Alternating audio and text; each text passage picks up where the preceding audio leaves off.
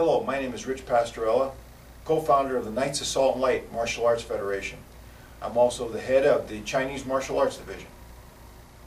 Hi, I'm Francis Burns. You can call me Fran Burns if you'd like. I'm also a co-founder of the Knights of Salt and Light, in charge of the Karate Division.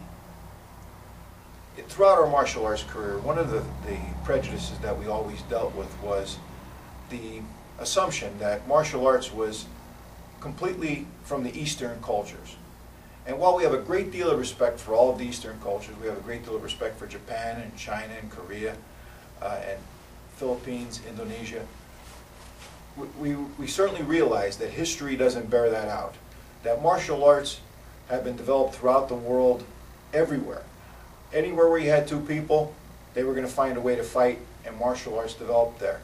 So the Knights of Salt and Light are a specific focus on focusing on the martial arts, the long and venerable tradition of the Christian warrior, wherever it's developed throughout the world.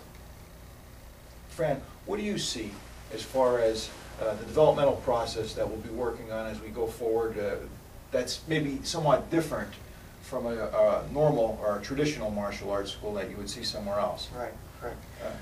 Well, the unique point of Christian martial arts is that your focus is on God first. You might get involved in a secular school or send your child to a secular school, and you'll find they're learning, about global warming.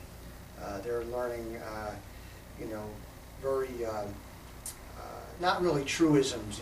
They're learning about worldly values.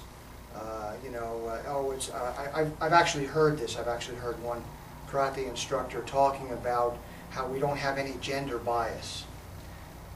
I don't know what the heck he's talking about. Yeah. I couldn't figure it out. And I'm thinking, what kind of garbage is he teaching those kids? And so you bring your kid to a school, you don't want him to learn all this garbage. You want to learn, if you're a Christian, you want him to learn that, Jesus Christ is Lord and Savior, and you don't want any second, gods in front of him. I think we should say also that all secular schools aren't. Yeah, I'm not downing the secular school. I mean, certainly most secular schools do a fine job at training people, but they don't have the unique focus that we do. And we also have affiliated divisions that are for the general public. This is a specific focus in the training that we're doing and working with Christians, a group of Christians alone.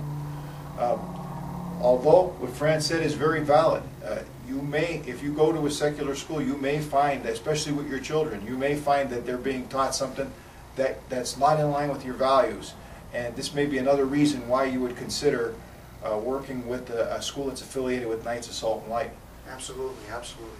And the thing about it is that you might send them to a school and you don't know what the values are of the instructor. At least if you send them to a Christian martial arts school, you know that the instructor is a Christian. We're not picking on any different denominations here. We're talking about a non-denominational affiliation here with the Knights of Salt and Light. And those that are non-Christians can still come in and train because they know that at least this instructor has some good character values that they can trust. I think it's important that everybody that sees this video realize that we certainly aren't out here to proselytize anyone. We're working with people who already are Christians. We're not trying to go out and recruit anyone or change their religion in any way. We're working with a group of people that have very similar values and are looking for a specific type of training.